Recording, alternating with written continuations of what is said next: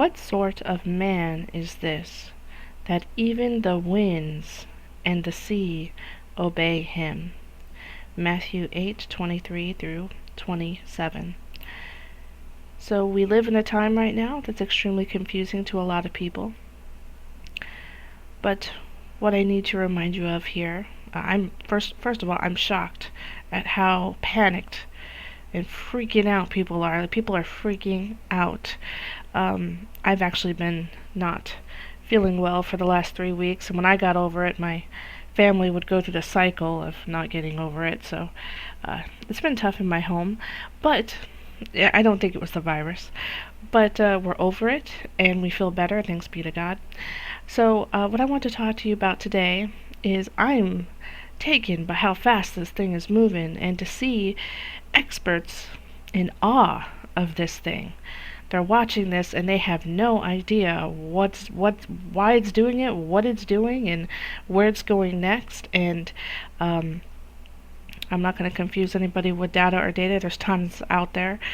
But at the end of the day, what this is really about is what keeps coming to mind throughout my 3 weeks of not feeling well, being under the weather, is I kept thinking about when Moses parted the sea. Well, God, through Moses, parted the sea.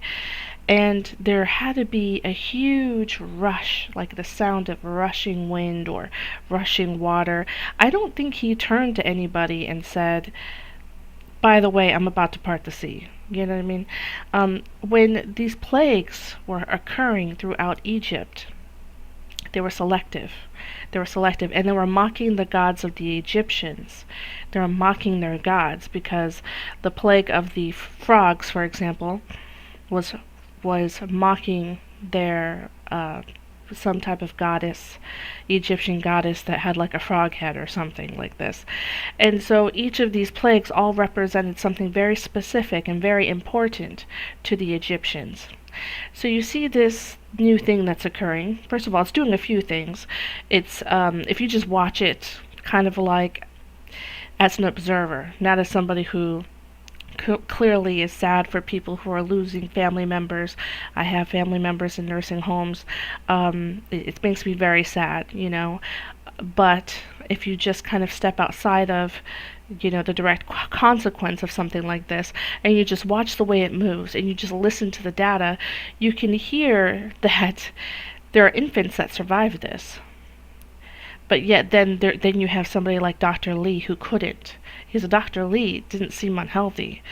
Then you got, and he's not just Dr. Lee, I mean, there's plenty of people who are not just, you know, older, way older, who didn't survive this. So it's really interesting that under the age of 15, people are doing fine, but not above, you know, a specific age. So it seems like there's something happening here. It's equivalent to what was happening, I mean, not on the same level, clearly, but there's a message being sent here. Babies are fine, infants are fine, children are fine, for the most part, and teenagers. That's weird. Just through just through observing. When the seas are being parted, it's loud, it's scary, it's doesn't make sense, and it's humbling. You know, when these things happen, it teaches society who, you know, our society's been mocking people of old for a while now. You know, we say, oh, the plagues of old. Oh, that happened to us, we'd be fine. We got, you know, everything under the control. Our whole world is in our phone. So, whatever. You know, we're a very complacent generation, not just mine. I'm talking about a few generations down the line, and I think we've gotten comfortable, and I think this is extremely humbling when people who, everybody's like, okay, you know, going this way and that, okay, who has the information, and nobody, you know, information's everywhere, but we don't know how much of it to trust. And even the experts are like, yeah, we don't really know. We really don't know what's happening. We really don't know what's going on. We don't really know where this is going to go. We don't know why it went the way it did. And that leaves a lot of people feeling like, whoa, wait, I thought we were supposed to have a handle on this. It's humbling. It humbled the Egyptians. It's humbling us, you know. And there's nothing wrong with that. There's nothing wrong with that. Now, there are people at other people's bedsides who are ill, who are dying, who are sick.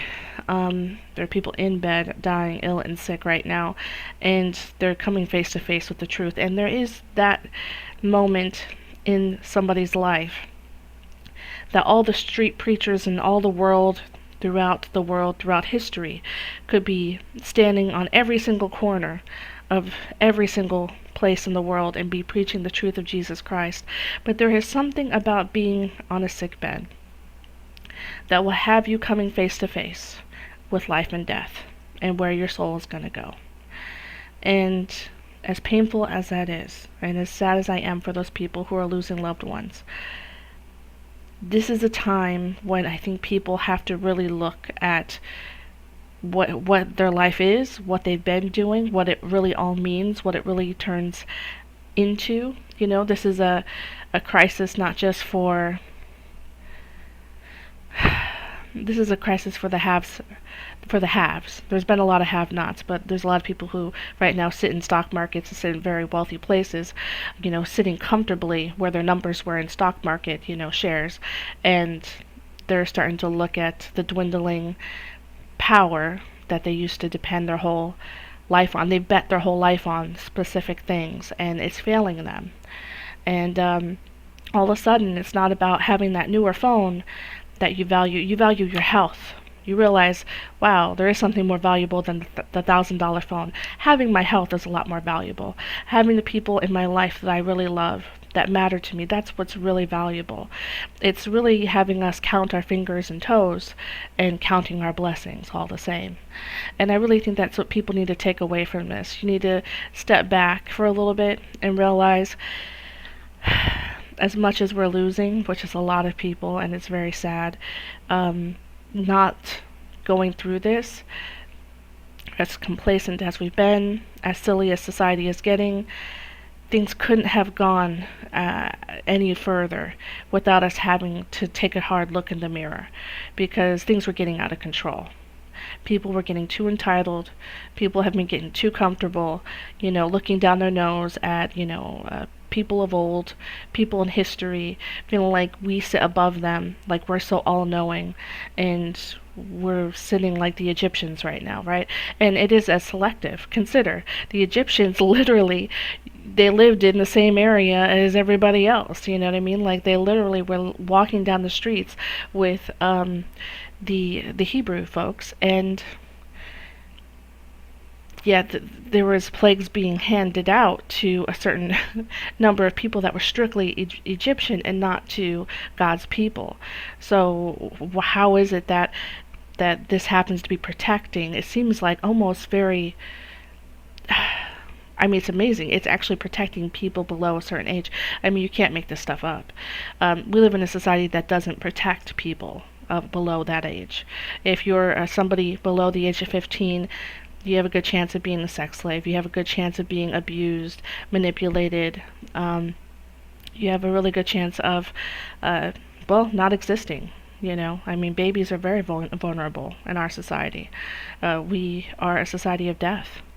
And so now it's getting handed back to us. We're getting a taste of our own medicine. Now, will this become a big deal? I don't know.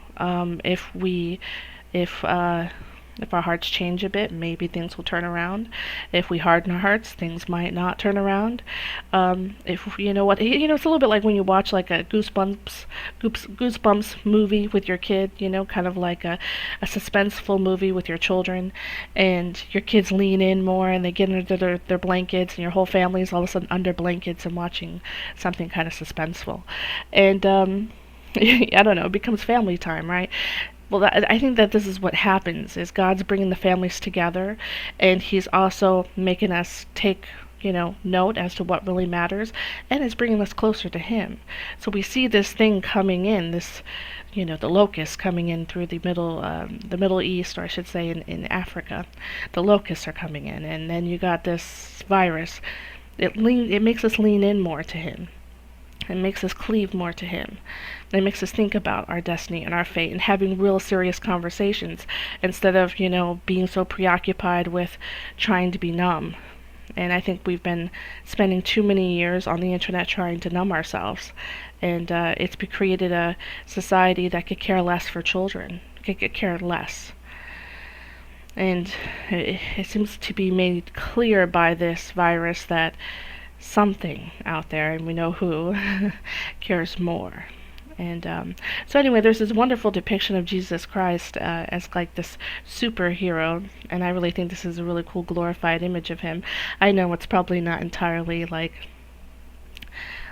maybe something that could be officially approved by some church for a stained glass window or something, but I think it's very cool. It's very cool. It really, to me, when I look at it, I totally see a true embodiment of Jesus Christ, and this is what I think of when I think of the walls closing in a bit with viruses or health issues or um, the wolf pack surrounding you, as I've had in my life. I've had the wolf pack surround me a few times, and this is the guy who came in and rescued me every single time.